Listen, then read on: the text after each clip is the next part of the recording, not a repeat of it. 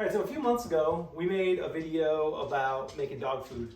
And there was a ton of comments. It was actually our most watched video on YouTube by far. We had like 16,000 views. So any of you that subscribed from that video, thank you. But we're gonna go over it again today. We have kind of perfected the process a little bit. The old way we were making it created a lot of dishes. We would create a bunch of dog food in a short amount of time, afternoon or whatever.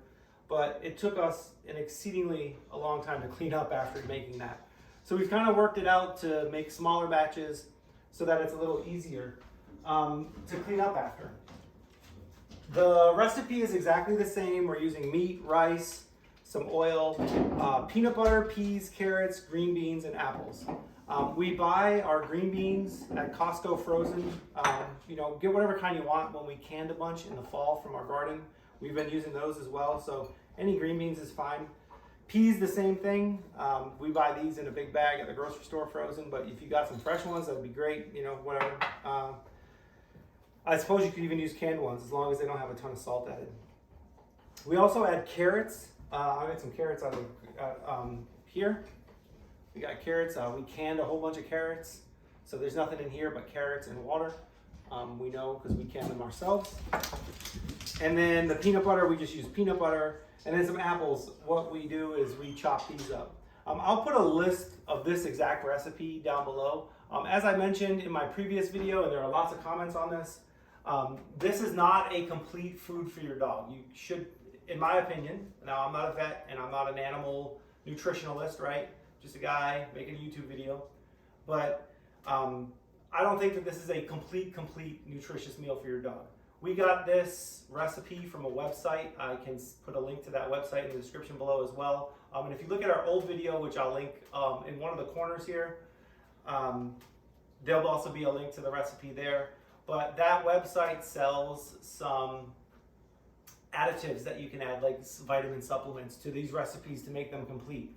What we do is we use about half kibble, so just normal from the grocery store kibble, and then we use half this. We have noticed that as soon as we started doing that about a year and a half ago, the dogs have much more energy. Their fur is a lot nicer. Like we can visibly notice that their fur is better, and they're boxers and they're kind of stinky. They fart a lot. They fart a lot less when they're eating this. So it's definitely seems to be better for them. But once again, you should talk to your vet. We've talked to our vet. The vet has examined our dogs twice since we started doing this, and the dogs have maintained their weight. They're perfect. They're in great health. So just make sure you talk to your vet about it. But what we do for this recipe, as I said, I'll link the website below. You can put in the different ingredients that you have and make your own recipe.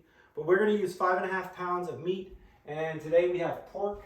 Some days we'll have fish, some days we'll have chicken, we kind of whatever's on sale. But we have some ground pork here because we buy large pork roasts and we grind them up. We can get these really cheap at the grocery store on sale, sometimes as low as 79 cents a pound. I think these were 99 cents a pound. But we use a large grinder, meat grinder that we got from Cabela's online.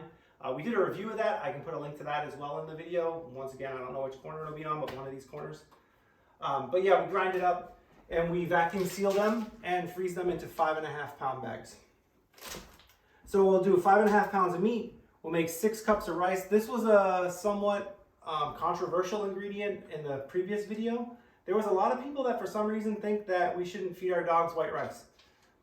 I'm just gonna humbly disagree. If somebody doesn't want to feed their animal white rice, that's fine. Our dogs seem to like it. If you look at most kibble that's out there, if it's like chicken and rice formula or whatever, it's almost white rice, almost always white rice that's in there. There's no studies that I could find that showed that rice was bad. If you don't want to give your dogs rice, that's perfectly okay. It's your animal, do what you want, but we like to use white rice. We buy large bags of rice from Costco and we store them in food safe containers. So this container, even though it's a Tractor Supply container, it is food safe, and we could eat this rice out of here. Now we buy low cost rice for the dogs just because they're dogs, but yeah, you could totally eat this rice. It's just plain old long grain white rice, nothing fancy, nothing that you wouldn't want to eat yourself. So that cup has a has some water in it. I would prefer not to get water in the rice, so I'll grab a different cup. So what we do, 5.5 pounds of meat. We're gonna go with 6 cups of rice. So to cook that rice, one of the things that we've started doing to make this a lot faster and a lot less dishes is we're putting the rice in a rice cooker. So instead of making big batches in the Instapot and then having to make more and more and more batches, we've just shrunk down the number of batches that we make. So we just end up with the liner for the rice cooker and then the liner for the Instapot, and that's pretty much the only dishes that we're gonna have to do. So 6 cups of rice. The way that works out is if you put 3 cups of rice in here and then you put 3 cups of water, you'll end up with 6 cups of cooked rice. So let's just seal that back up. And then we take this and we put 3 cups of water in it. And I don't know how your rice cooker works. Everybody's rice cooker is a little different. But ours, you have to put like a few tablespoons or maybe a tablespoon extra water, or the rice will be a little undercooked. So we'll do that. 1,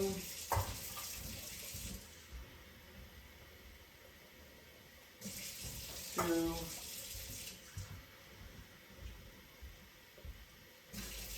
3, and then like I said, a little bit more, so maybe like 1/8 of a cup extra, maybe a couple tablespoons. And then all we're going to do is we're just going to drop this in the rice cooker, and we just have a very inexpensive rice cooker that we got from, I believe I actually bought this on Newegg several years ago. It's a Tatung, but it doesn't matter what rice cooker you have. Use any rice cooker that you got. This will cook the rice pretty quickly. So we're just going to close that up. I'll plug it in off the camera over here and turn it on. What happens, of course, with the rice cooker, if you've never had one, is it just cooks the rice perfectly. So we use this for our own rice as well. We really like using the rice cooker. Easy, foolproof, and it just works. So the next step after we get the rice going is we're going to put this meat in here. And what we've learned is that none of this other stuff needs to really be cooked. The green beans can get cooked, so we could just dump these in. The peas don't need to be cooked because they're already cooked, but you could dump them in if you wanted to. We don't though. And then the apples need to get cooked because the dogs don't like to eat raw apples. Well, Zed will definitely eat raw apples, but I don't want to put it as food. So what we've been doing is we've been cooking the meat and the green beans if they need to be cooked. Now, if we had canned green beans, which we have been using because we had a bunch from our garden, we wouldn't put the green beans in here, right? Because they're already cooked. But because we don't have canned ones, we'll just put these ones in here. So you just dump all the meat in. Throw this bag away, no bud. So the dog wants to lick the bag, of course, because it's raw meat. And then what we're going to do is we're going to get our apples. In this recipe, we call for 2 cups of apples. The way this works out is it's not going to be exact when you're cutting up your apples because, of course, apples are different sizes. But you should get between 1/2 cup and a cup per apple. So depending on how big your apple is, you may have to cut 2 apples or 4 apples, maybe 5 or 6 apples if you have really small ones. We don't peel them. We were for a little while, but then we realized, the dogs don't mind eating the apple skin. If I give the dogs apples as treats, because they really like apple, they'll eat it with the skin. They don't care. I don't think the apple skin is bad for them, so we're not worried about it. You just want to cut them into pieces that are maybe like 1/2 inch to 1 inch. Remember, you're putting them in here to cook with the meat, so they're going to just boil down to applesauce anyway, and the dogs won't even notice that they're in there. So I'm going to go here and do this. So you can see I've got 1 apple cut up here. Take the core out. You don't want to give them the seeds. And with this 1 apple, and these are smaller Macintosh apples, 1 apple is almost a cup already. So we'll throw that in there, and then we'll go ahead and we'll cut up 1 more. When we're done with that, what we're going to do is we're going to put this in the pressure cooker. Sorry, not the pressure cooker, but the Instapot. And the Instapot will cook on high pressure for about 25 minutes. You can go a little longer if you want. It depends on the kind of meat you're putting in there. You want to make sure the meat's cooked through all the way through. If you were going to feed this to your dogs pretty much immediately, you don't have to cook the meat all the way through, right? Because dogs don't mind eating some meat that's undercooked. But because we want to keep this in the fridge for up to a week, I don't want that meat to go rancid. So I've been keeping them, fully cooked. The dogs don't care, right? It's not like it's losing any nutritional value or anything. There are some studies out there that talk about cooking meat and losing nutritional value. But if you look at those studies, most of the things that they're doing to do the tests for that is they're boiling things and then pouring the liquid out. or they're steaming things and pouring the liquid out, right? And so that makes sense, right? If you're cooking vegetables or you're cooking meat and you cook it in some sort of liquid and then pour the liquid out, you're going to lose some nutrients through that. Everything that we're putting in here is going in the dog food. So I don't believe that we're going to lose any nutrients. Once again, somebody will probably disagree with me because this was, you know, a very comment-heavy video last time, and I appreciate all the comments. I'm happy to take them. But just know, if you don't want to do that, don't do that. You know, make your food however you want. So you can see another apple made it even a little higher than a single cup. So we now got 2 cups of apples in here. We just throw them in. And that's pretty much it for what we're going to cook. I've also been adding some pumpkin to the recipe at the end, and I'll show you that when we start assembling the pieces at the end here. But the pumpkin's not a requirement. The dogs just love pumpkin, so we add it in there. It adds a little sweetness for them. And they both just devour pumpkin. Like if I took pieces out of this jar, they would treat it like a dog treat.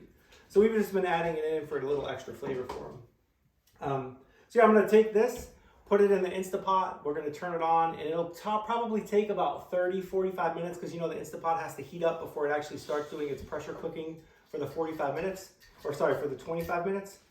So it'll take a bit. But when it's done, just let it finish steaming, and then we'll start assembling things. All right, be back when that's ready. Okay, so just to give you a sense of what we're setting these to here, I hit the pressure cook button, and I've got it on the Instapot, and I set the timer to 27 minutes. You can do this, kind of go by eye on the type of meat that you have. Our meat is a little, since we're grinding it ourselves, it is a little bit thickly ground. I don't know if that's the right word, but it's not super thin or super tight grind. So you probably want to cook it a little extra time. So go between 25 and 30 minutes, go with what your gut tells you. And then when you open it up, you can also tell, you know, if it's raw, you can just turn it back on for a little while. But yeah, pressure cook, high pressure for 27 minutes. So right now what it's going to do is it's going to heat up. It's going to start building up the pressure. Once the pressure's ready, it'll start the countdown and then it'll be ready.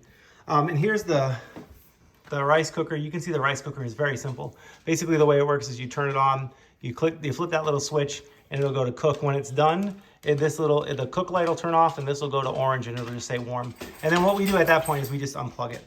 Okay, so the rice just finished up. The next thing we have to do is get the peanut butter ready. So what we do is we're going to mix it all in this big bin, same as in that last video. We still use the bin. This is really the only thing that we have to clean outside of the 2 trays for the, you know, the one for the rice cooker and one for the Instapot. Luckily, those 2 can just go in the dishwasher. This one can't go in the dishwasher, but what we tend to do is when we're done, we'll let the dogs lick it out because they really enjoy doing that. It's a treat for them. And then I'll scrub it out with some soapy water. But we're basically going to add all the things that don't have to be cooked into this because the rice is ready. So anything that we add in here, we'll mix in with the rice, and then when the meat's ready, we'll just pour the meat in. First things first is peanut butter. We use whatever Costco has or whatever's on sale. I had a bunch of comments about this. Somebody actually had mentioned in one of my comments that I should be using organic peanut butter. My dogs are outside chewing on stuff from the ground, drinking out of puddles, you know, being dogs. I'm not spending extra money on organic peanut butter. If you want to, go right ahead. As I said earlier, you know, do what you want with your animals, but we're using some Skippy here. I eat this in the sandwich in the afternoon. I know that there is a little bit of oil in here to make it, you know, solidify, but the dogs are fine. If it's good enough for me, it's good enough for the dogs. So yeah, so you need a ½ a cup for this recipe of peanut butter. And once again, use whatever kind of peanut butter you like. We just use, you know, a spatula to take it out. You could use a spoon, of course, whatever you want to use. But fill up a ½ a cup. And this is going to be the first ingredient that goes in there. I'm not going to drop it in right now. I'm going to put it on top of the rice because the rice is hot and the rice will then help melt the peanut butter so we can mix it up well. But yeah, get started with that. The next 2 pieces that we're going to get ready here or start prepping are going to be the pumpkins and the carrots. When you have these, you know, if you can them yourself, you have to pop the cans open. I like to use a butter knife for that. But use whatever you want. If you're cooking your carrots, of course, they'll be in the meat with the green beans, so you wouldn't have this step here. Just dump the water out. You don't need the water.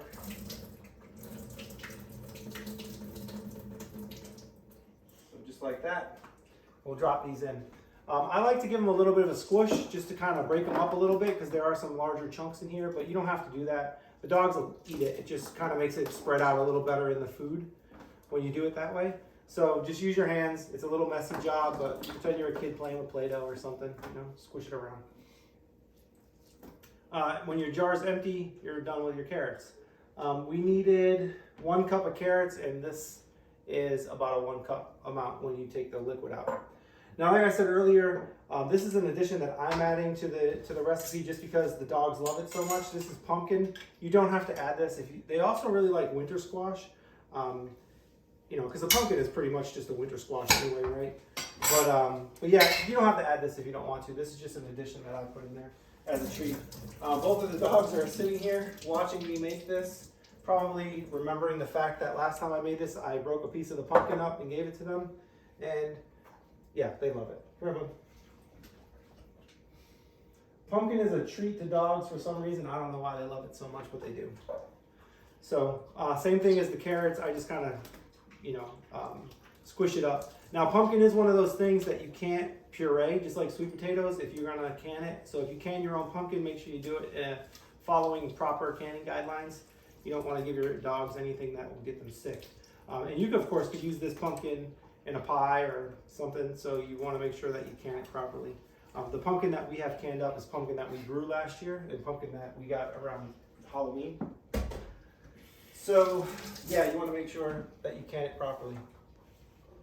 Okay, and then we're going to add the peas. The peas are, as I mentioned before, they're kind of pre-cooked, all set. They were just frozen. So if you had canned peas, same thing with the other vegetables, just throw them in there. And basically you're just going to have, I don't know if you can make that out in the video, but you're going to have a bunch of vegetables in the bottom of this pan. You could use this a 5-gallon bucket, whatever you want to put this in, right? Just something to hold these things together. And then we're going to get the rice. Because the rice is done, you get a glove here so I can pick this up because it's hot. So here's our rice. It comes out of the rice cooker, already all set. Just going to use the same spatula that we used for the peanut butter to scoop it out. All that rice is just going to go in there. And that is the beauty of a rice cooker, is you know that your rice is going to be done. It's going to be done right, and it's going to be perfect every time. So take that out. We'll put that in the dishwasher. And then we're going to mix the peanut butter in. So the peanut butter gets mixed in with the rice because the rice is hot. And it helps melt the peanut butter so it spreads easily. You could also do this at the point where you add the meat because the meat is also hot, but you don't want to cook the peanut butter because if you cook it, it can easily burn. So what we do is we just put that in there like so, and then we mix it. All right, so we've got the peanut butter mixed in. You can see it's here, and the rice is hot, so hopefully it's not steaming up the camera on you. But we're just gonna mix it together, right? At this point, you know, it really does smell good, which is kind of funny. We always laugh about that because it's, you know, peanut butter and meat. It's not things that I normally would think smell great together. But yeah, at this point right here, it smells really good. You know, rice, peanut butter, some pumpkin. And you can see it looks great. It's just a bunch of vegetables and rice at this point. So the goal is to just get everything well incorporated so that it can sit here and wait for the meat to be done. I suppose you could do this all at the same time if you could time it perfectly with the rice and the meat, but I tend to just cook it, and then when this part is ready, I'll mix it together and then I'll throw the meat in at the end. Our goal is to get a container about this size filled. It'll probably be a little more than this, but that's okay. This gives us a week worth of food for the dogs, or of additional food to the dogs. So that's our goal. That way we don't have to freeze it, and I don't have to worry about making giant batches. When we were making those giant batches, like in the previous video, we had a lot of pots and pans to wash, and it was really a hassle to keep everything clean. So this is definitely easier for us. You do have to do it more often, right? Instead of doing it once a month or once every 3 weeks, you got to do it every week. But it definitely is much easier to clean up. You can just put these things in with your regular dishes, except for the gray tote, and you don't even really notice it in the daily dish load. So that's pretty much it. You can see it's really well incorporated. There's no just plain white chunks of white rice left. The peas and the carrots and the pumpkin are all well incorporated. The peanut butter is non-existent. You can't see it anymore because it's all mixed in. But I can smell it. Yeah, it smells delicious. So we just spread it out. We'll let it sit. And then when this is ready over here, I think we've got 11 minutes left. So if you look here, you can see that there's 11 minutes to go on this. It'll pop. it'll ding to us and tell us it's done, and then it'll start depressurizing. Well, after it's finished, we'll let it sit for 10 minutes or so until it's, the pressure has gone down a little bit. We'll finish depressurizing it, and then we'll pour the meat in. But we'll come back and do that in a minute.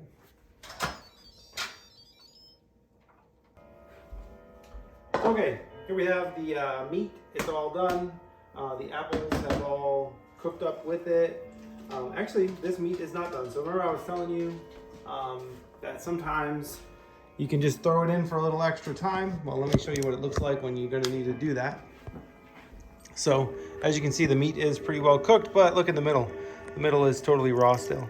So this meat, because I did grind it coarsely, that was the word I was trying to think of earlier, it needs a little bit more time, I think.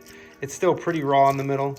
Now, as I mentioned earlier, if you were feeding your dog this just directly, like in the next day or so, you could probably leave it like this, right? The dogs are not going to mind having it be rare. I want it to stay good in the in the refrigerator for a few days. So I don't want it to be raw. One thing you will notice though is that if it is pink in the middle, because the liquid that's in here is pretty hot, if you stir it up a little bit, sometimes that pinkness will go away. You know, the little bit that's uncooked on the inside of the container here will cook up from the liquid. So we'll stir it a little bit here, and it looks like it might actually be all right. So you did notice how pink that was, but now the pink's pretty much all gone because this liquid that's in here is boiling hot. So it tends to cook it up pretty quickly if you stir it. Yeah, so give it a stir. You'll notice the dogs are very interested in what I've got going on over here. Both of them are paying attention. They like the smell of this. They know the smell of their food, and they really enjoy this food. So yeah, luckily I didn't actually have to put that back in the Instapot, but just kind of chop it up, mix it up here, put it together. And there is some liquid in here, right? That's from the fat and from the vegetables that we put in there. But that's okay, because what will happen is when you mix it in with these rice, the rice will soak it up. So don't worry too much about that. And you can see the pieces of green beans that are in here. So the green beans kind of disintegrate. They'll break into small pieces. And once again, that's okay. The dogs will eat them. If you were going to eat it, of course, you'd probably want them to be a little more aesthetically appealing and probably a little more texturally appealing. But the dogs don't care about the texture or the aesthetics of it. They care about the taste. All right, so got you guys back on the tripod. Got the 2 hands to pour stuff with. So basically all we're going to do is we're going to take all this meat and the liquid that's with it. We're going to pour it into the vat here, into our pan, and then scrape out anything that's in the bottom. So there may be some spots where, some green beans or something burned in the bottom a little bit because the liquid from the meat hadn't dripped down on them yet. It's not a problem. Just take that, soak it in the sink for a little bit, and put it in the dishwasher. It'll be fine.